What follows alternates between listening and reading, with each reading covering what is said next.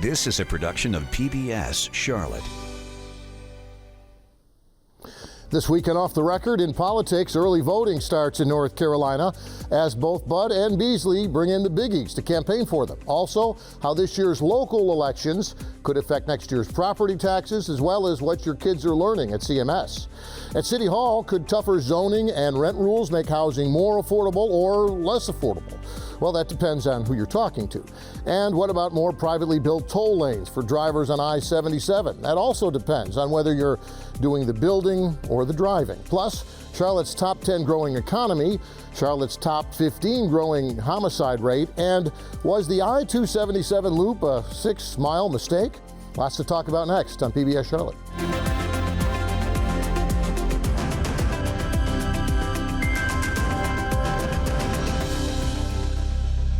And from our PBS Charlotte studios in historic Plaza Midwood, I'm Jeff Sonnier, and we're off the record talking about the stories that you've been talking about this week. And if you watch the news, read the news, and listen to the news, well, you'll recognize the names and faces around our virtual table. Eli Portillo from the UNC Charlotte Urban Institute, Danielle Shemtob from Axios Charlotte, Jenna Contino from the Charlotte Observer, and Will Wright from the Charlotte Observer. You can also join the conversation from home or your phone. Just email your questions and comments to offtherecord at WTVI.org. Well, we're still about, 3 weeks away from Election Day, but the start of early voting kind of also means the start of a different phase, I guess, of this political season. Will, you watch politics on a regular basis. Your thoughts, first of all, on early voting this year. I know that there were lines on day one outside the polling places in Mecklenburg County. Any big changes as far as early voting? And what are you looking for as far as numbers are concerned in those early voting numbers? Yeah, well, we'll expect it to be a lower turnout than in 2020, obviously, because that had historic turnout with early voting and just, I think it was 70% or plus turnout. This, I think we're probably looking closer to the high 50s or 60s would be great. That's my understanding, and I don't think there are any huge changes. We will be able to early vote in the Panthers Stadium, and so that'll be exciting for folks. And there's plenty of sites, so people are able to find some day between now and the end of early voting to get out and cast a ballot. And you can register on the same day and vote. Yeah, the way the Panthers are playing, there may be more voters there than fans before the end of the season. I also noticed that the early numbers on traditional mail-in absentee votes far lower this year than they were in 2020. But I guess that means 2020 was the aberration. We're kind of back to where we normally are on mail-in votes this year, correct? Right. I think people are less concerned about going to the polls health-wise. So now we'll see more return to in-person early voting and probably voting on Election Day than you saw in 2020, where people were hoping to avoid contact with others and vote by mail. Yeah. We also saw some campaign events coming to Charlotte this week, both Budd and Beasley bringing in big political names. Hard to say whether that kind of traditional campaigning, whether there's a payoff in these days of online campaigns and attack ads and that sort of thing. I just wondered among the panel, what are your thoughts on people like Lindsey Graham coming in on the Republican side and Cory Booker coming in on the Democrat side? Any thoughts?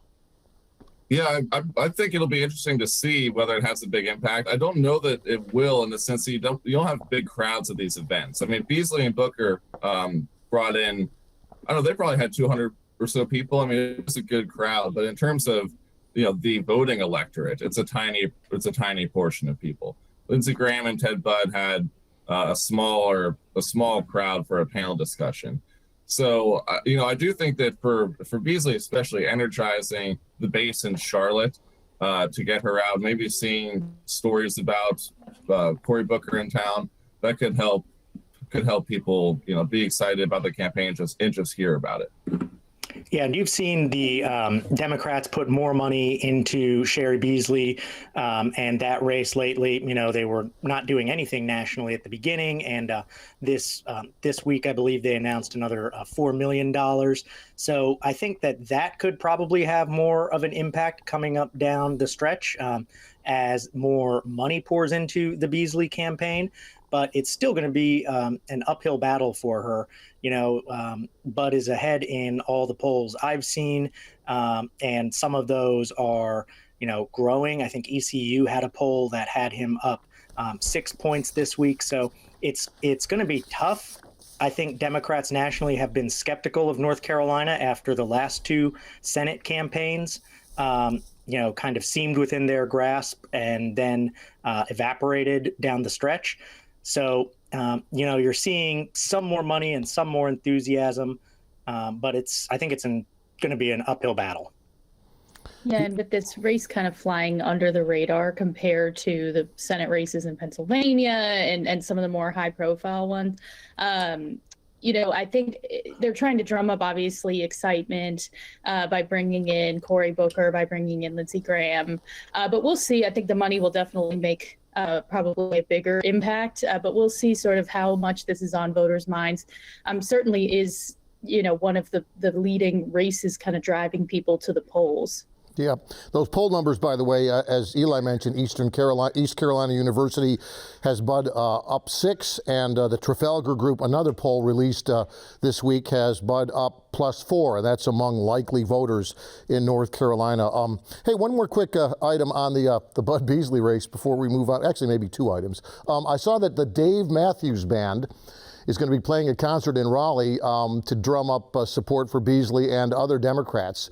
Are the 90s calling, asking for their campaign event back, or is this aimed at a specific demographic that maybe could be key to this particular Senate race? Jam band enthusiasts? Go ahead, Eli.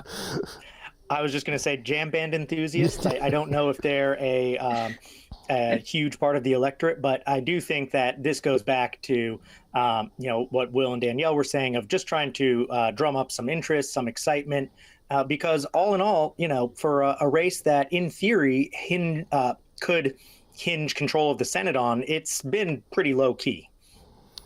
Yeah, a lot of these events seem to be aimed at the true believers, and obviously those undecided voters, it's hard to know whether they're affected by either coverage of these events or the events themselves. I guess that's the one thing we'll all be watching on election night. Hey, one quick thing about the candidate that's not in the race. Pat McCrory returning to the public airwaves on the radio and also on national television. Any quick thoughts on what this means regarding the former governor and former mayor's political future? Is it as a commentator, or is this a way to keep his toe in the water if he decides to run again for something in the future? It's hard to see him stepping out of politics completely. That's just been his world for so long, and his main, presence in Charlotte. At the same time, after having a number of defeats in statewide races, it's also kind of hard to see him running again. Right. So I wouldn't be surprised to see Mayor Pat stay on the air, stay politics adjacent, try to influence them. But I think at this point, it would be tough to see him running again, especially for a statewide office. Yeah. I want to switch gears to local politics for a second. Jenna, you did a story recently about how this year's Mecklenburg County County Commission race could affect next year's tax bills. You want to talk a little bit about what the candidates running for County Commission are saying about revaluation and property taxes? Yeah, so this upcoming fiscal year will be a revaluation year, which just means they're basically reassessing property values across the whole county. And I think residential property values are expected to go up 48%.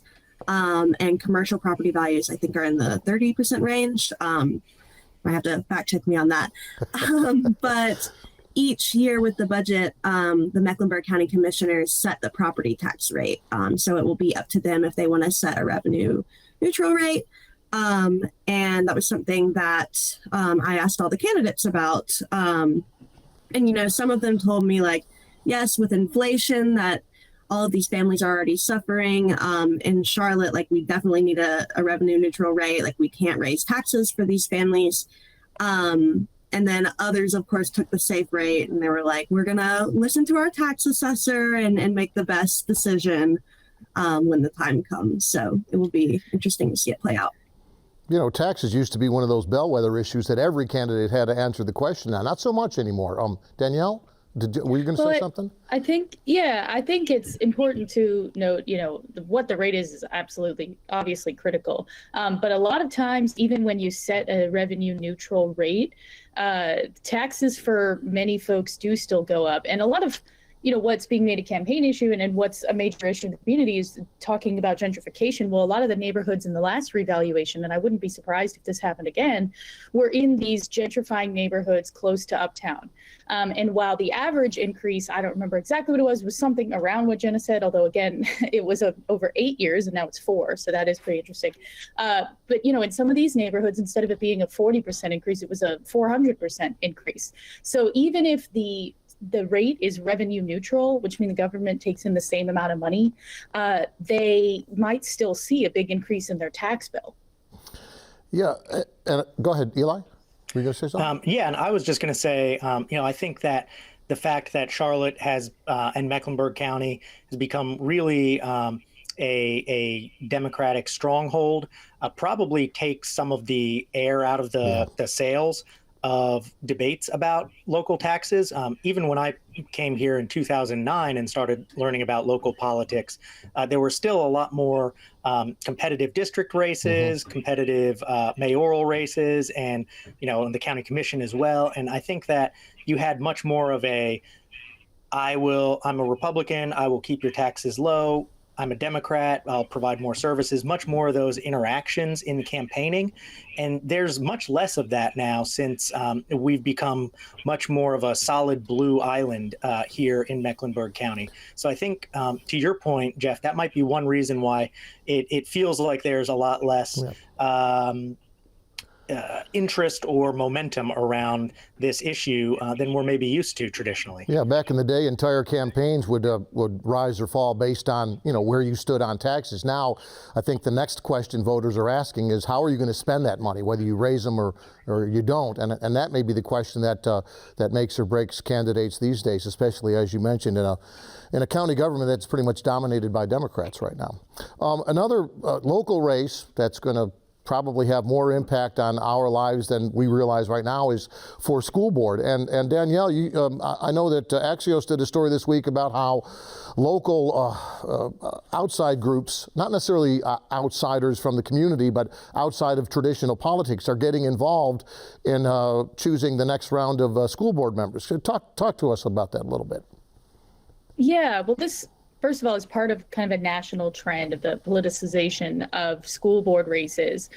You've had groups that have emerged all across the country, including in Mecklenburg County, like Moms for Liberty, which were very outspoken about first about masks and then critical race theory and that whole debate. And now they have been really pushing to essentially ban certain books or take them off the shelves for schools. And so it's interesting, they're mainly getting involved with the District 4 race, which is actually all Democrats.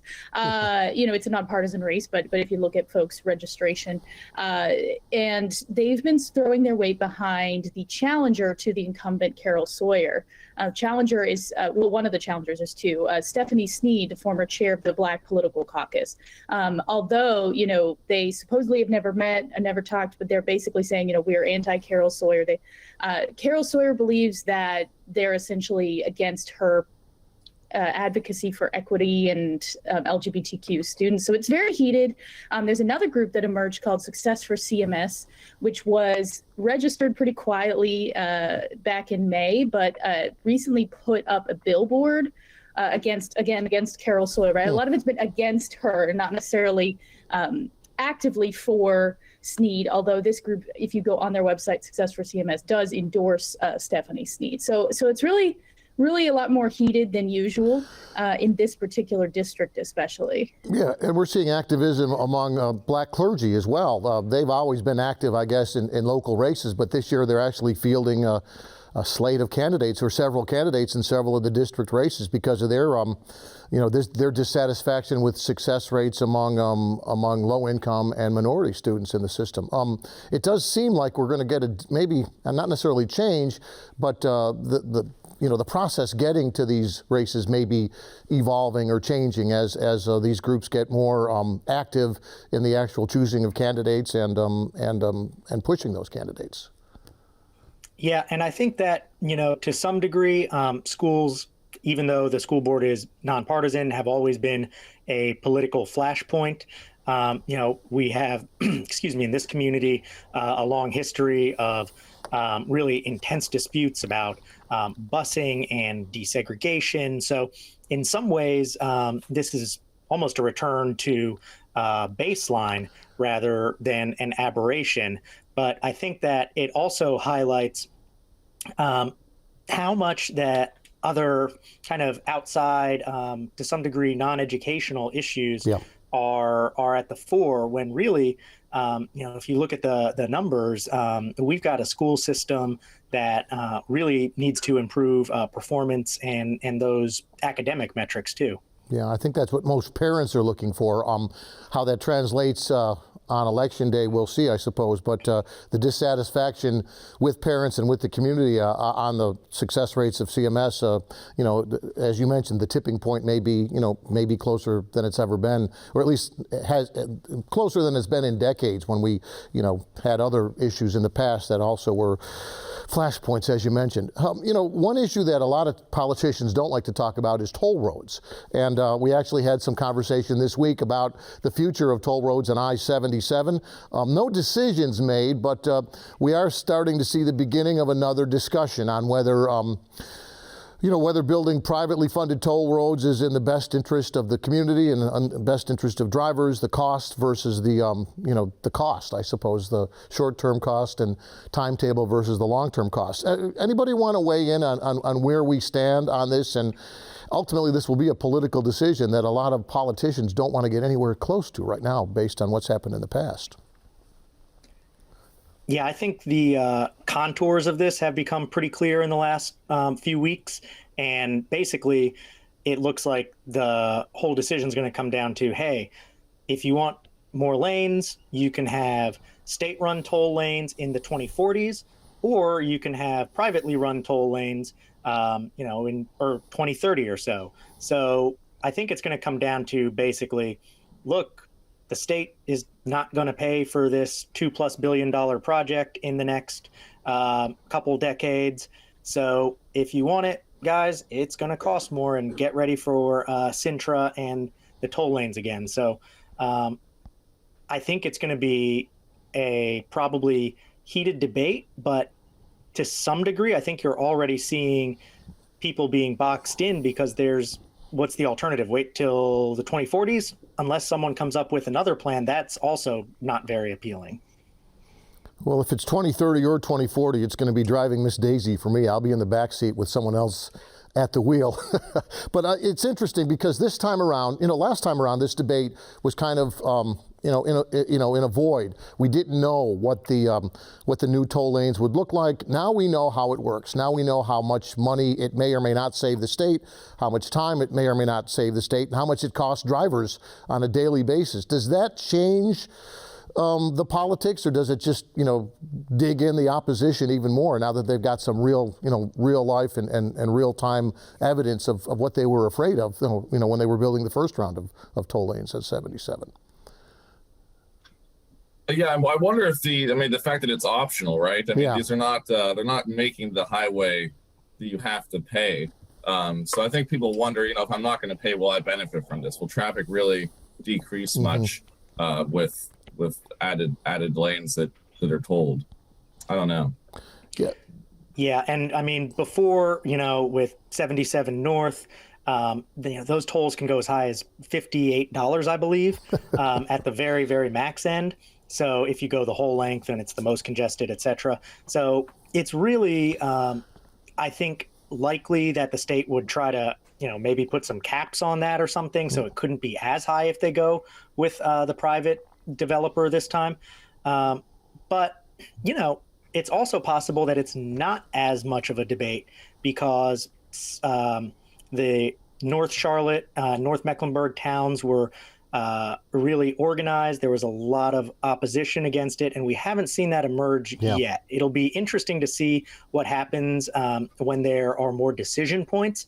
But right now, we're not seeing the same level of furor that really erupted in the north. Yeah, the other dynamic, I guess, is that the state is building its own toll lanes on I-485 and the Monroe bypass around 74. So folks know what it's like when the state builds them now versus when the private companies build them. And they're a lot less expensive for drivers when the state builds them. They just take longer. And I guess that's the trade-off, I suppose. Do you want the lanes 10 years earlier at a price, or are you willing to wait and know that those tolls will be a lot less expensive for drivers in the long run? Those are decisions that are decades away, or those are outcomes that are decades away. And the problem is those politicians have to make those decisions today and face the music, I suppose. I'm sorry, go ahead. The problem is, no, I was just going to say, North Carolina DOT, don't forget, is also facing a major shortfall. So I think that kind of looking at the really long timeline that they're giving, and this is not the only project where that's happened, where there've been delays in kind of when they'll be funded because of this statewide budget shortfall. So I think that's kind of in the back of people's minds is, will there be the money for this? Yeah. A couple of other stories. We've got about 5 minutes left. Danielle, you did a story about how the city and Raleigh, the lawmakers in Raleigh, have differing opinions on some of the rules and regulations that might affect the future of affordable housing in Charlotte. And as I mentioned in the intro, I guess, whether they make it more affordable or less affordable depends on which political side you're on. Can you talk a little bit about that discussion that maybe is happening in a broad sense now and may, boil down to actual proposals in the near future? Yeah, so I think that there's been a conversation, this isn't necessarily new, but the last couple of years we've been talking about it with the 2040 plan. It kind of comes up every time we set major policy, where you have folks who believe that there should be regulations such as what's called inclusionary zoning, which is essentially requiring affordable housing in new development, and other policies. I don't think rent controls really come up here, but that is, another example of things that other states have done, where it's essentially a regulation that requires affordable housing or requires, rents to be at a certain rate.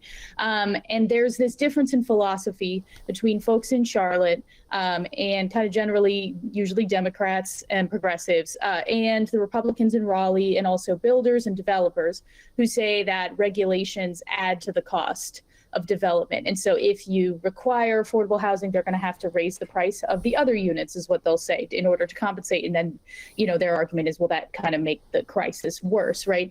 But overlying all of this is what authority Charlotte has. So even if, right, because we were just talking about Charlotte is predominantly controlled by Democrats, but that doesn't mean that they can just go out and pass an inclusionary zoning policy, because we have what's called Dillon's Rule in North Carolina, where local governments can only exert authority that's explicitly given to them, essentially. So because we're not explicitly given the authority to allow inclusionary zoning or to require zoning, affordable housing in zoning, we can't do it. We could, but they could potentially come back and then outlaw it at the state level. So where does that leave, goal setting and priority setting at City Hall when, the priorities they're setting and the goals they have are dependent on another political body that doesn't agree with those goals or doesn't agree with the means to get there? This doesn't seem like the ideal process for decision making and progress, when it comes to affordable housing. Yeah, and that's kind of been an Achilles heel in Charlotte with a lot of issues, that the city would like to have more control over its own destiny from Raleigh. So it's kind of just the political reality that we are in here. And, unless there's major changes at the state level in terms of powers or the composition of the legislature, it's not likely to change anytime soon. Yeah.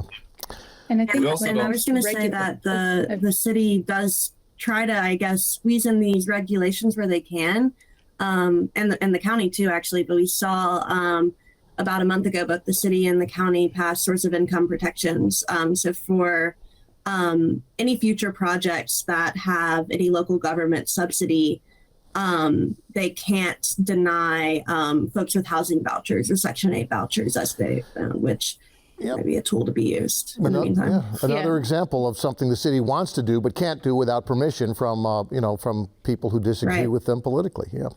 Couple of quick things. The economy, Charlotte number 8 on a new list of the top 10 growing economies among cities in the U.S. Charlotte also number 15 on a list, new list of top 25, I think it was, increasing homicide rates. I think the police department said homicides are up 26% since last year, and that's not a good thing. And I want to spend the last minute or so talking about I-277. Eli, you wrote a story this week about whether that road that we've all come to accept was a mistake to begin with. Talk about your thoughts on I-277 now and in the future. Yeah, so that was a feature in Charlotte Magazine, and I basically looked at the history of I-277, how it came to be, and what might change in the future. This was a road that was kind of constructed piecemeal at the height of American highway building.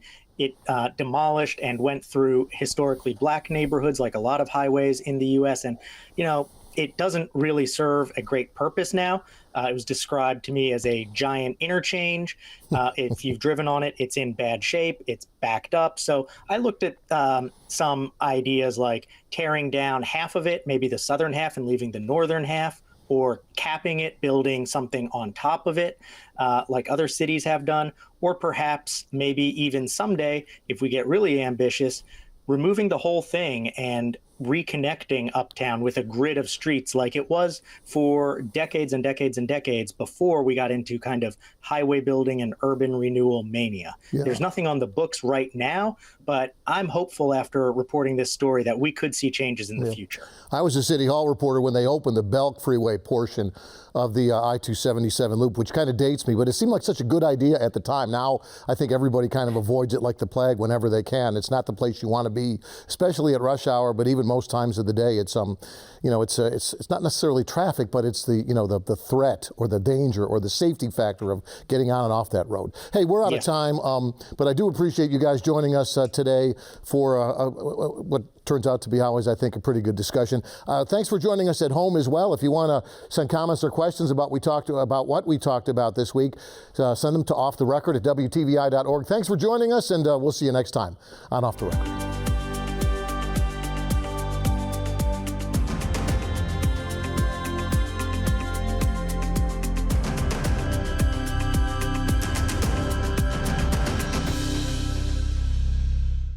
A production of PBS Charlotte.